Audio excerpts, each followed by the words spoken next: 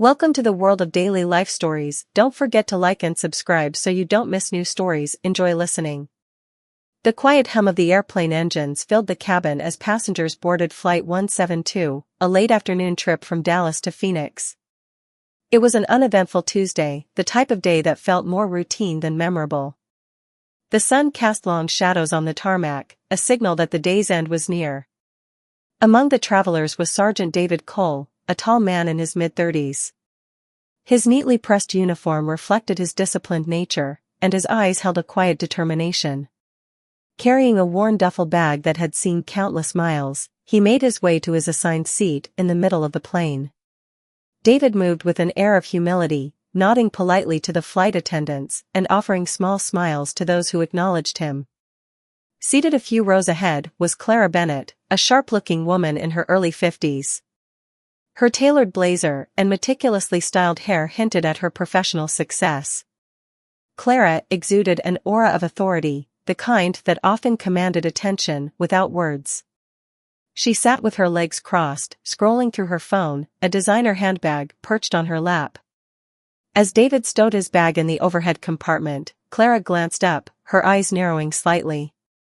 Her expression tightened into what could only be described as disdain. To most, it would have seemed inconsequential, but to those paying attention, the shift was clear. She turned her focus back to her phone, dismissing his presence as if he were unworthy of acknowledgement. Once the boarding process was complete, the flight attendants performed their safety demonstrations.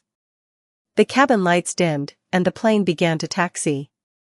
Clara sighed audibly, her impatience evident, as though the inconvenience of commercial air travel was beneath her.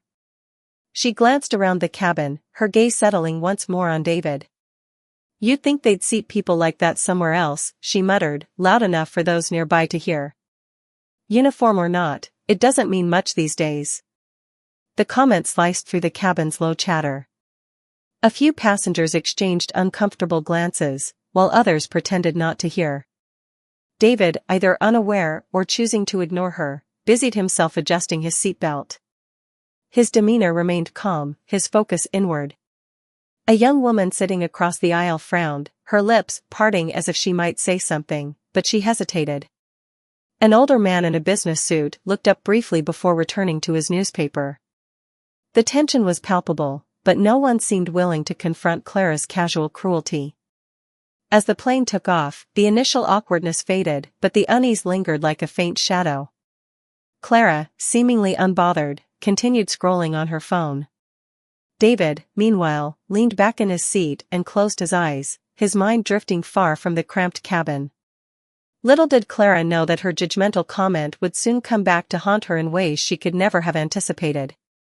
For every person carries a story, and David's was one that would unravel the assumptions she had so carelessly made. The airplane soared into the sky, leveling out as it reached cruising altitude. The cabin settled into the familiar rhythm of a flight, the hum of engines, the occasional clinking of drink carts, and the low murmur of conversation. Clara adjusted her seatbelt, her polished nails glinting under the cabin lights. Her sharp eyes darted briefly toward David again, but this time she didn't speak. She didn't need to, the slight curl of her lip and dismissive glance said enough. David, however, remained composed. His hands rested on his lap, fingers interlaced, the faintest hint of a smile playing on his lips as he gazed out the window. To the casual observer, he appeared serene, but within him, emotions churned. The uniform he wore carried stories, each stitch a testament to sacrifice, resilience, and a duty few truly understood. Today was no exception, the weight of his journey loomed large, though he kept it hidden behind a stoic exterior. Clara, meanwhile, scrolled aimlessly through her phone, pausing occasionally to glance at her emails. She was a senior executive at a high-powered consulting firm, a woman who had climbed the corporate ladder with unrelenting determination. Her success was her armor, a shield against a world that she believed rewarded strength and ambition. Life, in her eyes, was a competition, and she played to win. People like David, a man in a uniform, someone she assumed was simplistic, perhaps even beneath her, rarely registered in her world. Her worldview had hardened over the years, shaped by a series of personal disappointments she had buried beneath layers of professionalism. Clara's father had been a military man, strict and distant, his love conditional on perfection. She had spent her youth trying to earn his approval, only to watch him devote more time to his career than to his family. When he passed away, she hadn't cried. Her bitterness, though unspoken, had festered, coloring her perception of anyone in uniform. To her, soldiers represented a past she wanted to forget. The flight attendants began their service, pushing the cart down the aisle. Clara ordered sparkling water, her tone clipped, while David politely declined a drink, offering a kind word to the attendant. As the cart moved on, Clara found her attention drawn to the soldier once more. She noticed his hands, calloused and strong, resting on his knees. For a brief moment, a flicker of curiosity crossed her mind. Who was he? What had he seen? But just as quickly, she dismissed the thought, chalking him up to a stereotype she had crafted in her mind. The flight was uneventful until mild turbulence prompted the captain to make an announcement, asking passengers to fasten their seatbelts. As the plane jolted lightly, Clara clutched the armrest, her composed facade slipping for an instant. She glanced at David, who remained unperturbed, his calm demeanor almost infuriating. She huffed softly, adjusting her scarf as if to reassert control over the situation. It was during this turbulence that a commotion broke out a few rows behind them. A young child, no older than 4, began to cry, his wails piercing the air. His mother, frazzled and apologetic, tried in vain to soothe him, but the boy was inconsolable. Passengers turned to look, some with annoyance, others with sympathy. Clara rolled her eyes, muttering under her breath, "People should control their children. It's not that hard." David, however, unbuckled his seatbelt. Clara's brow furrowed as she watched him rise and make his way toward the distressed child. Kneeling beside the boy, David began speaking in a soft, soothing tone. Though his words were inaudible from where Clara sat, the effect was immediate. The child's cries softened, replaced by sniffles as he clung to his mother.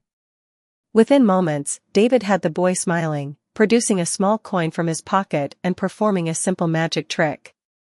The mother's face lit up with gratitude, and a few passengers even applauded quietly. Clara watched the scene unfold, her expression unreadable. For the first time, she found herself questioning her assumptions about the man she had dismissed so easily. Still, she brushed the thought aside, attributing his actions to mere politeness rather than genuine character. When David returned to his seat, Clara couldn't help herself.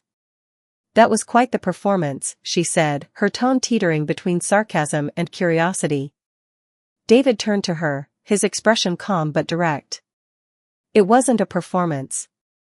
Sometimes people just need a little kindness." Clara raised an eyebrow, taken aback by his straightforward response. Before she could reply, the pilot's voice crackled over the intercom, announcing the plane's descent into Phoenix. The interaction was cut short, but the words lingered in Clara's mind. As the plane landed and passengers began gathering their belongings, Clara found herself observing David more closely. He moved with an efficiency that spoke of discipline, yet there was a softness in his demeanor that contradicted the hardened image she had painted of soldiers. He helped an elderly woman retrieve her bag from the overhead compartment, offered a hand to steady her as she stood, and exchanged a kind word with the flight attendant on his way out. Clara, for all her self-assuredness, felt a twinge of discomfort, as though the foundations of her judgment were beginning to crack. The passengers disembarked, filing into the terminal. Clara, engrossed in her own thoughts, walked briskly toward the exit. She spotted David ahead, his duffel bag slung over one shoulder. To her surprise, he stopped near the airport's USO lounge, where a group of soldiers waited to greet him. One by one, they embraced him, their expressions a mix of joy and relief. A young woman with tear-filled eyes threw her arms around him, and Clara overheard her say, "Welcome home, David. We missed you." For a moment, Clara stood frozen, watching the scene unfold. The realization hit her like a jolt: David wasn't just a man in a uniform. He was a father, a husband, a friend. He was someone who had been missed, someone who had sacrificed. And she had judged him without knowing a single thing about him. The weight of her own biases bore down on her as she walked toward the exit. The world outside was bathed in the golden glow of the setting sun, but Clara felt a storm brewing within her. For the first time in years, she allowed herself to reflect on her own life, on the walls she had built, the judgments she had cast, and the humanity she had overlooked. As she climbed into her car, she glanced back at the terminal one last time, catching a glimpse of David and his family embracing. A lump formed in her throat, and she quickly looked away. She started the engine, but the image lingered in her mind, a haunting reminder that every person carries a story far deeper than what the surface reveals. By the time she reached her hotel, Clara was no longer the same woman who had boarded that plane. For better or worse, David's quiet grace had planted a seed of change within her, one that would grow in the days to come.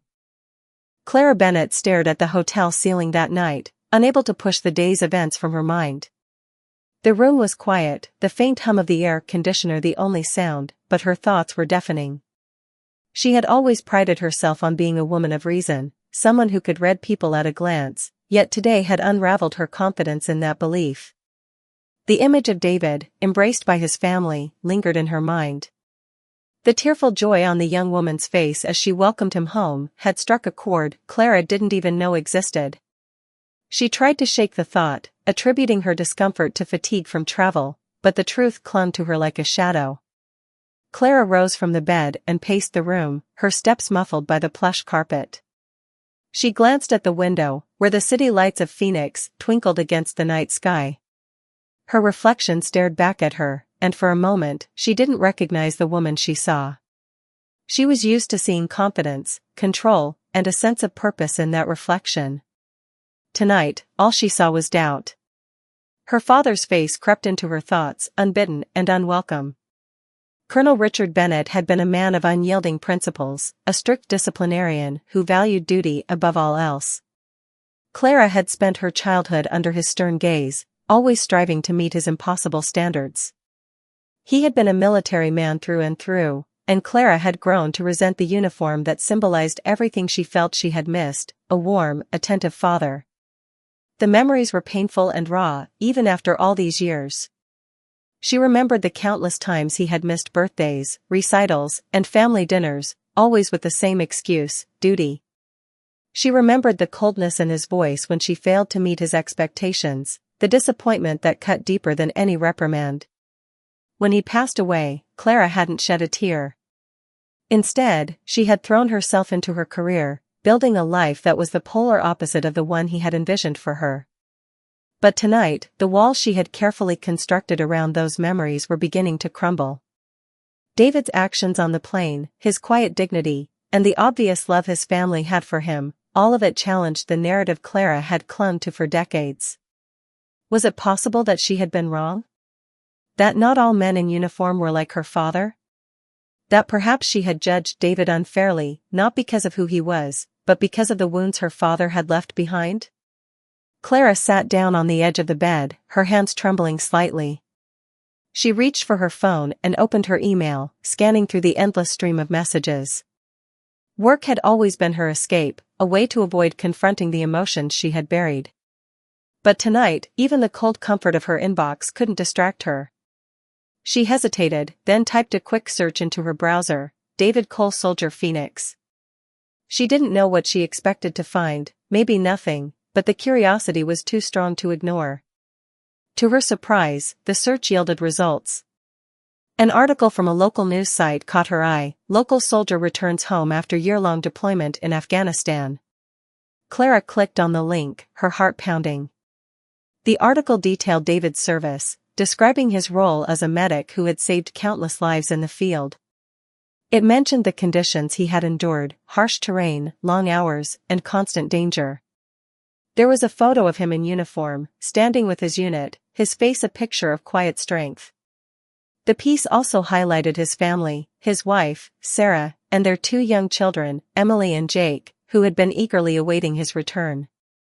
Clara's throat tightened as she read the article. The man she had dismissed so casually on the plane wasn't just a soldier, he was a hero. And yet, he hadn't worn his sacrifices on his sleeve.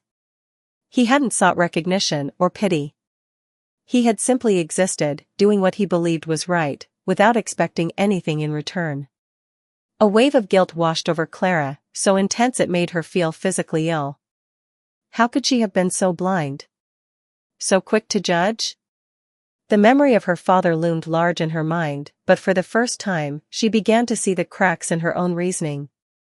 Not all soldiers were like him. Not all uniforms represented the same story. The next morning, Clara found herself sitting in a small cafe near her hotel, nursing a cup of black coffee. She had barely slept, her mind a whirlwind of conflicting emotions. As she stirred her coffee absently, her eyes drifted to the table beside her, where a family was seated, a man, a woman, and 2 children. The little boy, no older than 6, wore a shirt that said, "My dad is my hero." Clara's chest tightened at the sight. She watched as the man leaned down to tie his son's shoelace, his expression filled with patience and love. The scene was so simple, so ordinary, yet it spoke volumes. It was a reminder that the bonds of family were often strongest in the smallest moments. Clara thought of David again, of the way he had comforted that crying child on the plane, the way his family had embraced him at the airport. She thought of her own father, and for the first time, she wondered if she had been too harsh in her judgment of him. Her father had never been one to express his emotions openly, but Clara could recall moments, fleeting and rare, when he had shown his love in his own way. The time he had driven through the night to attend her high school graduation, even though his presence had been brief. The letter he had written her when she got her first job, filled with words of pride she hadn't expected. These memories had been overshadowed by the pain of his absence, but now they surfaced with a clarity that made her heart ache. As Clara left the cafe, she made a decision. She didn't know what she would say, or how she would say it, but she felt compelled to find David. She needed to apologize, to acknowledge her mistake, and perhaps, to find some closure for herself. She spent the better part of the day tracking him down, using the information from the article she had read. Eventually, she found herself at a modest suburban home with a neatly trimmed lawn and a small American flag waving gently in the breeze. Her heart pounded as she approached the front door, her mind racing with doubts. Was this a mistake? Would he even want to hear from her? Clara hesitated for a long moment before finally summoning the courage to knock. The door opened, and there he was, David Cole, standing in the doorway, his expression a mix of surprise and curiosity. He was dressed casually, but his posture still carried that unmistakable air of discipline. "Miss Bennet," he said, recognizing her immediately.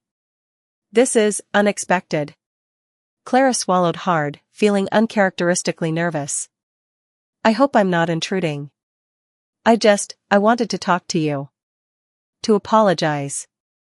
David's brow furrowed slightly, but he stepped aside, gesturing for her to come in. "Please, come in."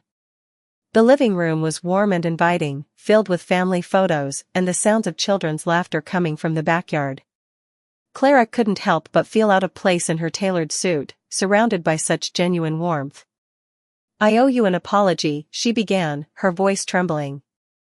"On the flight yesterday, I made assumptions about you, about who you are, without knowing anything. It was wrong of me, and I deeply regret it." David studied her for a moment, then nodded. "I appreciate that. But may I ask what made you change your mind?" Clara hesitated, unsure how much to reveal. "I think I've spent a long time carrying resentment from my past. My father was a military man, and our relationship was complicated. I think I let that cloud my judgment." David's expression softened. "It's easy to carry the weight of the past, but it doesn't have to define us. We all have our struggles, our stories. What matters is what we do with them." His words struck a chord, and Clara felt a sense of relief she hadn't expected. They talked for a while longer, sharing pieces of their lives and finding common ground in their humanity. When Clara left that day, she felt lighter, as though a burden she had carried for years had finally been lifted. She realized that David had taught her something profound: kindness and understanding had the power to bridge even the deepest divides. And for the first time in a long time, Clara felt hopeful, not just for herself, but for the connections she might yet forge in the world. The drive back to her hotel was a quiet one. Clara felt a strange mix of relief and discomfort swirling within her. She had apologized to David, faced the vulnerability of acknowledging her faults, and in return, he had offered her understanding without hesitation. It was more than she had expected, and somehow, more than she felt she deserved. She parked her car and remained inside for a few moments, staring at the city lights through the windshield. The familiar hum of her phone vibrating against the dashboard pulled her back to the present. It was a text from her assistant, a reminder of her schedule for the following day. Meetings, presentations, deadlines, it was the life she had built for herself, a life that thrived on control and predictability. But for the first time, the thought of returning to that routine felt hollow. The tightly wound cocoon she had spun around herself over the years now seemed suffocating, and the idea of retreating into it felt like surrendering to a version of herself she no longer wanted to be. As Clara entered her hotel room, she dropped her bag on the bed and sat down heavily in the armchair by the window. She gazed out at the darkened sky, her thoughts drifting back to David. There had been something so effortlessly genuine about him, something she couldn't quite articulate. He carried himself with a quiet strength that demanded no recognition but commanded respect.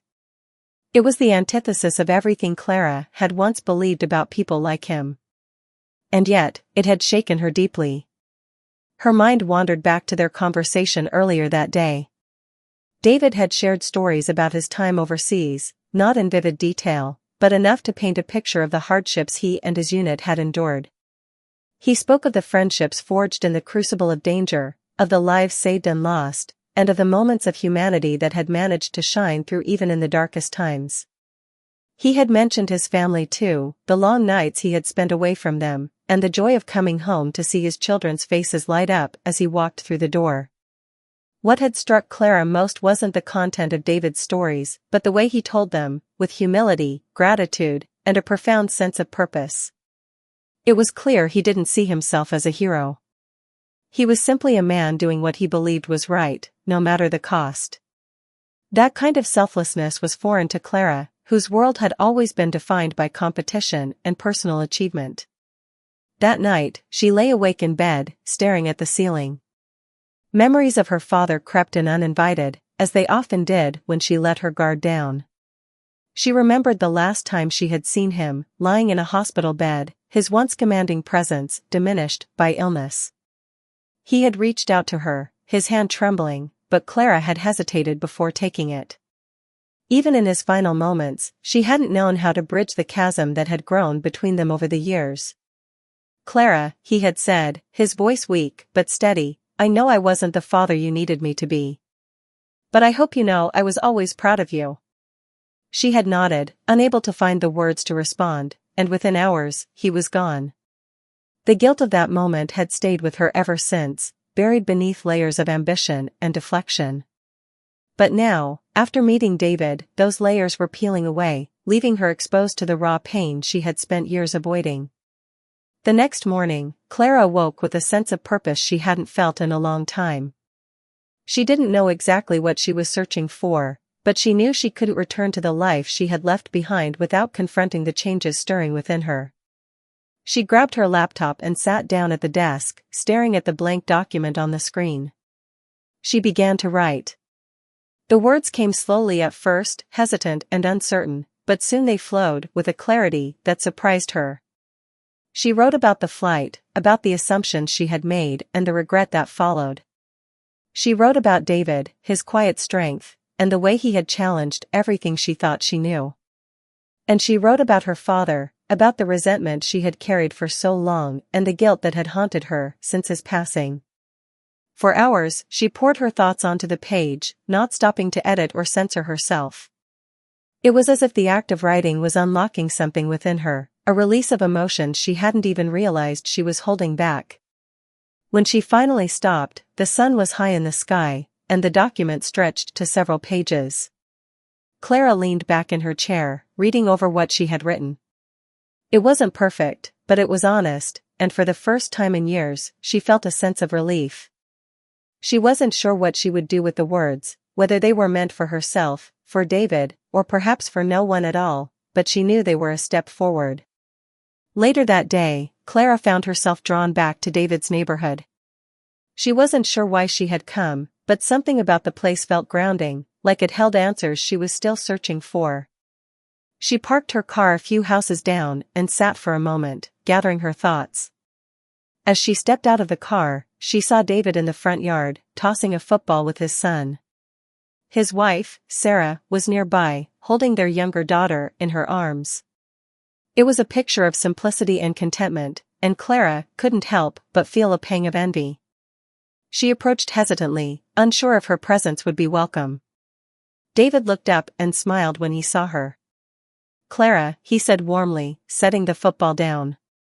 "This is a surprise." "I hope I'm not interrupting," she said, her voice tinged with uncertainty. "Not at all," he replied. "What brings you back?" Clara hesitated, then handed him a printed copy of what she had written earlier that day. "I don't know if this will mean anything to you, but I wrote this after our conversation. It's about you, and about me, and about the way you've made me see things differently." David took the pages, his expression thoughtful. "Thank you," he said. "I'll read it." Clara nodded, feeling a strange mix of vulnerability and relief. "I just wanted to say thank you," she added. "Not just for your service, but for your kindness. You've made me realize that I have some things I need to work through, and I think I'm ready to start." David smiled, his gaze steady and sincere. "That's all any of us can do, keep moving forward, one step at a time." As Clara left, she felt lighter, as though a weight she had carried for years was finally beginning to lift. She didn't know what the future held, but for the first time, she felt ready to face it, not with judgment or resentment, but with an open heart and a willingness to grow. And that, she realized, was the greatest gift David could have given her. Clara Bennett returned to her life in New York City with a sense of clarity she hadn't experienced in years. The city was as bustling and relentless as ever, but something inside her had shifted. The once familiar grind of corporate meetings and endless deadlines no longer consumed her with the same urgency. For the first time, she began to question not just the world around her, but her place within it. Her office, perched on the 25th floor of a sleek high-rise, felt colder than she remembered. The polished glass walls and minimalist decor, once symbols of her success, now seemed hollow. As she sat at her desk reviewing the day's agenda, she noticed a framed photo of her team at last year's holiday party. She was in the center, smiling brightly, yet now she could see the strain behind her eyes that she had missed before. Over the next few weeks, Clara found herself reflecting more and more on the stories David had shared with her and the lessons she had taken from their brief encounter. She began seeking out opportunities to connect with people in a way she never had before, asking her colleagues about their lives beyond work and genuinely listening to their answers. It was a small change, but it began to ripple outward. One evening, Clara received an email notification on her phone. It was from David. She opened it with a mix of curiosity and apprehension. Subject: Thank you. Hi Clara. I read what you wrote, and I want you to know it meant a lot to me. Your honesty and willingness to confront your feelings take courage, and I admire that. I shared your story with Sarah, and it led to a long conversation between us about how people carry the weight of their pasts. You mentioned feeling disconnected from your father, and I think that's something many people can relate to, especially those of us who grew up in families where emotional expression wasn't always encouraged. But what stood out to me most was your decision to confront those feelings instead of continuing to bury them. That's no small thing. If you ever find yourself in Phoenix again, I hope you'll stop by. Until then, take care of yourself and keep moving forward. Best, David. Clara read the email twice, her chest tightening with a mixture of gratitude and vulnerability. She hadn't expected a response, let alone one so thoughtful. It was a reminder of the connection they had forged, however brief, and it solidified her resolve to continue the journey she had started. The following weekend, Clara took a step she had been avoiding for years. She drove out to the small cemetery in upstate New York where her father was buried. The drive was long and quiet, giving her plenty of time to think. She had avoided this place since his funeral, unable to confront the feelings of anger and guilt that accompanied her memories of him. But now, something within her urged her forward. When she arrived, the cemetery was almost empty. The late afternoon sun cast long shadows across the neatly arranged rows of headstones. Clara walked slowly, clutching a small bouquet of white lilies. When she reached her father's grave, she stood still for a long moment, staring at the engraved name and dates. "Hi, Dad," she said softly, her voice trembling. "It's been a while." She knelt down, placing the flowers at the base of the headstone. The silence around her felt heavy, yet comforting, as though the air itself was holding space for her. She took a deep breath, her chest rising and falling with the weight of everything she needed to say. "I've been angry at you for a long time," she began, her voice breaking slightly. "I told myself it was because you weren't there for me, because you cared more about your career than your family. But the truth is, I think I was just hurt. Hurt that I never felt like I was enough for you." She paused, wiping a tear from her cheek. "But I've been thinking a lot lately, and I realize now that you were doing the best you could. You were trying to serve something bigger than yourself, and maybe I didn't understand that then. I don't know if I'll ever fully understand it, but I want to try.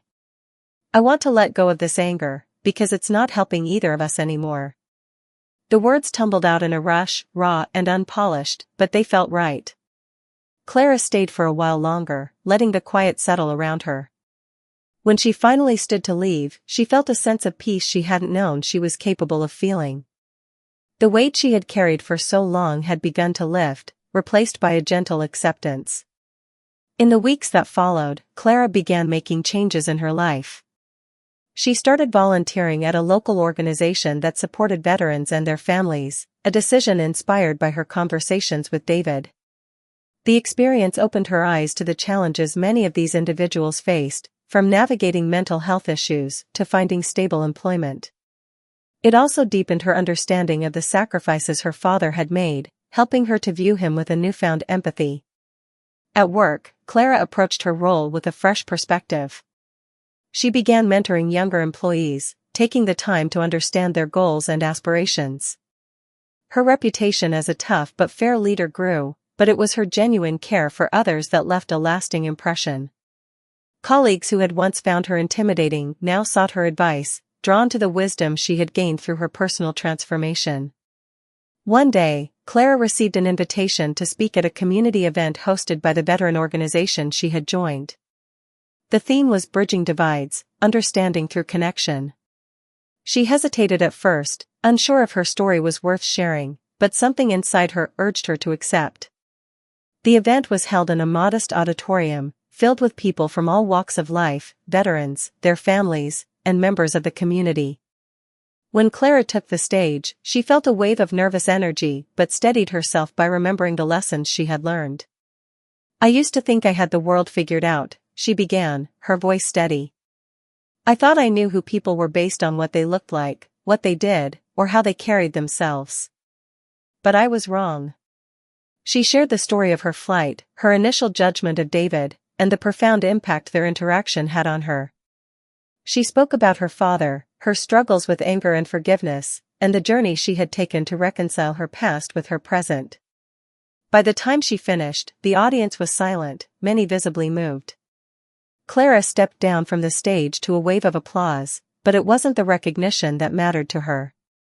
It was the knowledge that her story had resonated, that it might inspire someone else to look beyond their assumptions and seek connection. After the event, a young man approached her, his eyes brimming with emotion. "Thank you," he said. "Your story, it reminded me of my own struggles with my dad. I think I need to have a conversation with him." Clara smiled, her heart full. "It's never too late," she said gently. "I'm learning that every day." As she left the auditorium that evening, Clara felt a deep sense of fulfillment. Her journey wasn't over, there were still scars to heal and lessons to learn, but she was no longer afraid of the road ahead. She had found her way back to herself, not through success or ambition, but through connection, empathy, and the courage to face her own vulnerabilities. And for the first time in her life, Clara Bennett felt truly free.